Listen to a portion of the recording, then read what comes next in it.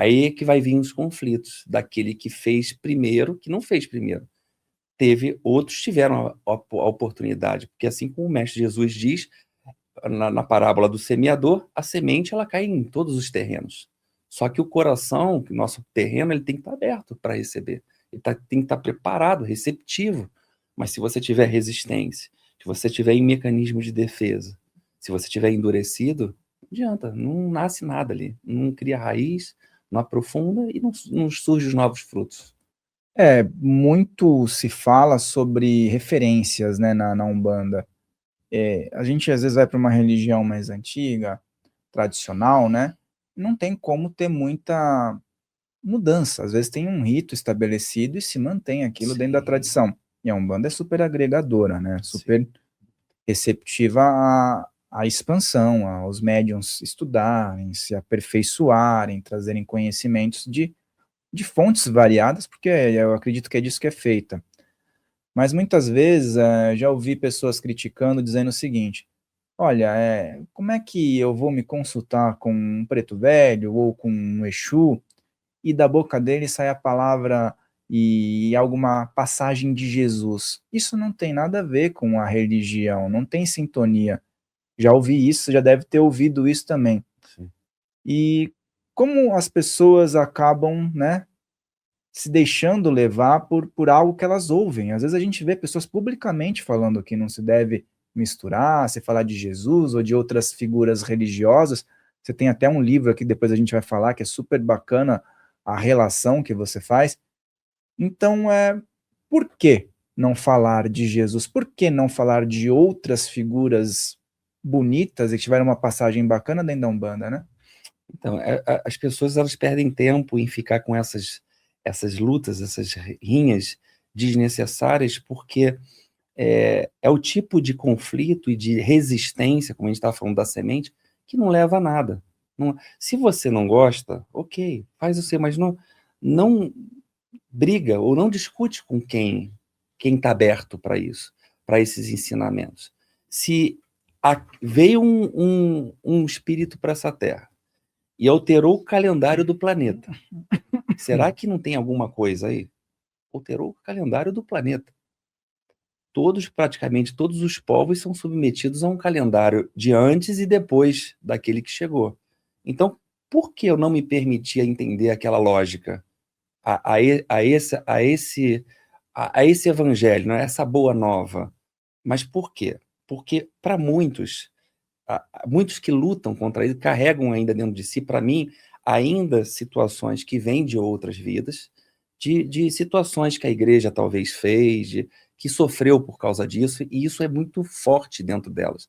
É uma resistência muito grande, talvez, outras situações que ocorreram lá atrás. Talvez se a pessoa olhar um pouco para isso, ela vai ver que isso já foi, já passou, que pode ser aberto para o novo. Ele não veio para massacrar ninguém, ele não veio para cá para queimar ninguém, ele não veio nem para montar igreja, ele não veio nem para montar uma religião, ele veio para espalhar um conhecimento, espalhar uma forma de refletir diferente de um conceito mosaico. Então, se o ser ele não estiver aberto para isso, ele realmente vai se limitar. E vejo exatamente, Fael, o que eu mais vejo é isso.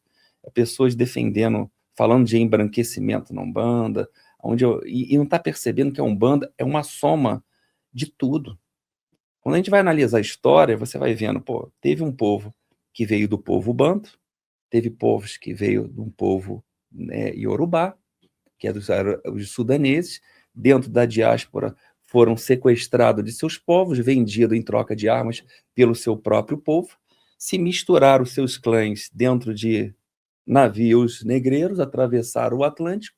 Aqui já não havia mais, quando chegaram aqui, não havia mais nações, não havia mais, vamos botar assim,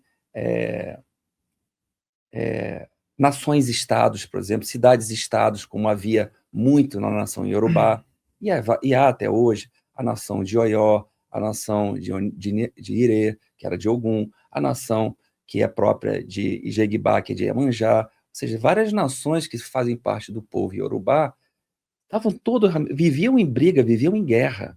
A nação Banto, mesma coisa, mas não cultuava a palavra orixá, cultuava a palavra Inquices, né? Então, quando há essa junção toda e chega-se para cá, se mistura tudo isso. Então, há uma mistura muito grande na Umbanda. Não tem como a gente separar hoje e falar, aqui é só isso, aqui não. Hoje, se a gente olha para uma Umbanda, você vê, se você está falando no Orixá algum, você está falando da nação Iorubá. Se na mesma Umbanda que você está falando de Zambi, você está falando da nação Banto. Se você está riscando o ponto, você está falando da nação Banto. Se você está fazendo processos iniciáticos na Umbanda, você está falando da nação Iorubá. Então, assim, não tem como a gente separar mais. E quando chega aqui, e eles vendo toda a cultura deles sendo perdida, sendo massacrada, sendo obrigados a baixar a cabeça e aceitar o cristianismo, isso se carrega através dos tempos, através do inconsciente coletivo. Forçados a deixar sua cultura, sua terra, e sendo punidos e mortos por não aceitar Jesus, não aceitar um novo caminho. E aí são forçados a isso. Aí o que se faz?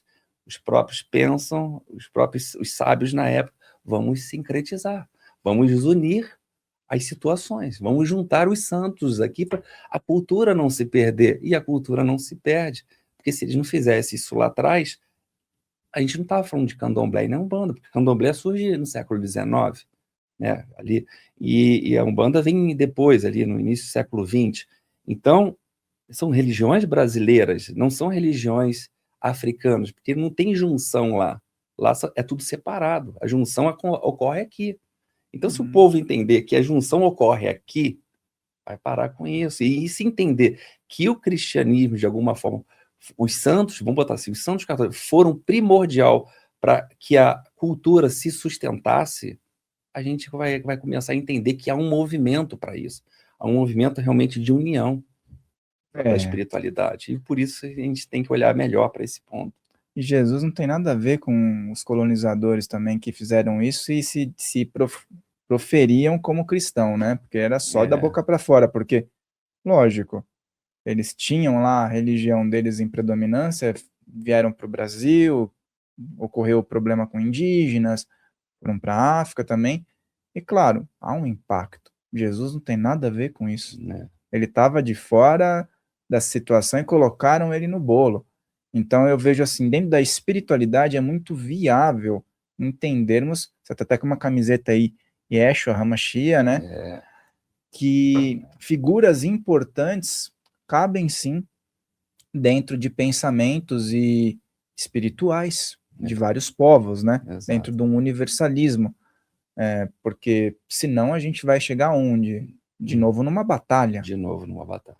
Para provar que um mestre iluminado é superior ao outro, sendo que, no caso, o objetivo era que todos tivessem um alinhamento, né, Ricardo? Exatamente. Até vou mostrar o livro que ele tem aqui, brevemente, chama Luzes da Sabedoria, pessoal. Esse livro aqui ainda não tá, né? Ainda não foi lançado. Vai ser lançado ainda, daqui a pouco a gente vai falar mais sobre ele.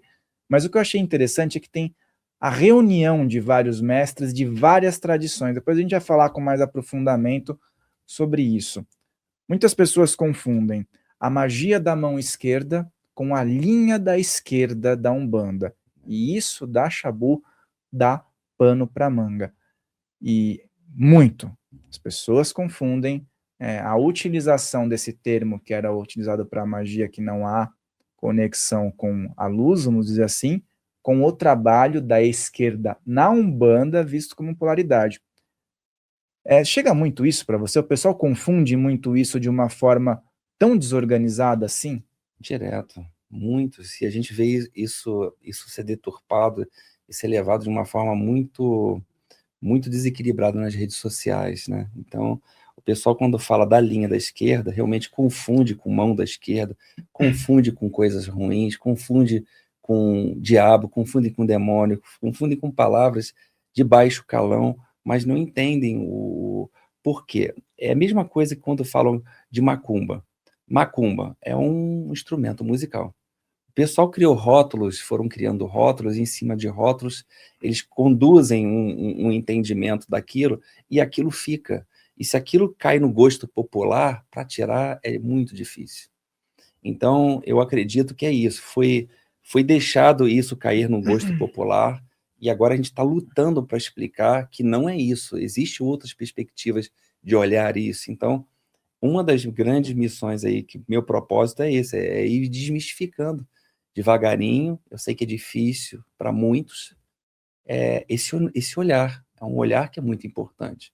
A linha da esquerda é uma linha que nos faz ter contato com a nossa sombra, espelha aquilo que somos, e entidades especialistas nisso estão preparadas para nos entregar isso, para nos mostrar isso, e não para fazer a maldade. A maldade, se a gente estudar e fosse aprimorar, a gente vai ver que até aqui na Terra tem aqueles que fazem maldade. Se aqui na Terra tem, por que do outro lado também não vai ter? Se utilizando de roupagens para enganar e nomes famosos também para poder ganhar popularidade. Isso vai ocorrer. A própria questão magística, que eu sei que a Umbanda, ela é muito voltada para essas questões ritualísticas, magísticas, ativações, conexões. Ela tem um quesito que é a ferramenta tá ali. O condutor pode utilizar água para molhar plantas, né, fazer o jardim florescer. Aí pode chegar num castelo de areia que alguém levou muito tempo para fazer e desagregar tudo. É a mesma água. Esse que é o X da questão que as pessoas não observam e apontam. Não, tal símbolo. Pô, você pega a estrela de 5 pontas, mas se virar ao contrário, tá, e se você tá vendo de um outro ângulo, já é ruim para você? Ou é a ativação que a pessoa coloca ali? Então é muito legal a gente falar sobre isso. E também existe muita dúvida sobre o que exatamente são as 7 linhas de Umbanda. Poderia falar um pouquinho, pessoal? Sim, sim. As 7 linhas da Umbanda já vem sendo trazida praticamente ali no meados do século XX para frente. É aprimorada por outros mestres, né, que vieram depois e sintetizada também, até aprimorada e dado um upgrade a mais por Rubens Saraceni, que ele amplia isso para as 7 linhas, mas ele traz as suas polaridades, né? Se você for, a gente vai estudar o hermetismo, a gente vai ver que dentro da lei da polaridade, isso faz todo sentido, a gente ter a polaridade dentro da linha da Umbanda. Mas se a gente observar, Rafael, eu venho observando isso há anos, porque eu já fui aluno do Rubens quando ele era vivo, já estudei com outros mestres, e eu venho observando isso na minha própria prática, nas minhas próprias escritas, e no que eu venho intuindo, que quando a gente quer fechar em 7 linhas, a gente fecha muito a gente fecha muito a nossa, vamos botar assim, a nossa capacidade de ampliar. Mas quando a gente entende que a polaridade ela está em nós mesmos, na forma como eu uso, como você falou bem, na forma como eu uso essa energia, aí você vai ver que de fato não são 7, são infinidade de linhas que atravessam em nós, que é a conjugação delas que determina um comportamento. É o modo como eu conduzo aquela energia que vai determinar qual o comportamento, a ação. E eu tenho percebido que a força que um orixá, que uma energia dessa criação, ela passa por mim, ela quando se entrelaça com a outra, independente de polaridades ensinadas em outras doutrinas, elas determinam o comportamento. Eu vou dar um exemplo. Ogum, ele traz para a gente, essa energia, ela traz um fator, uma capacidade de organização, de disciplina, de ordem. Mas não adianta eu só ter esse sentimento se eu não tiver um movimento. Eu preciso de uma energia também que habita em mim, que também é da criação, é co-criadora, que é uma energia de Yansan, que é um movimento. Então, se eu entrar aqui no seu ambiente e ver algo, sentir algo que precisa ser arrumado, esse primeiro senso é o senso de Ogum. Mas não adianta nada eu só olhar se eu não me movimentar. Então, eu preciso conjugar a energia. E a partir do momento que eu conjugo a energia, eu estou pegando a vassoura, eu estou arrumando, eu estou botando as coisas, eu uni ordem com movimento.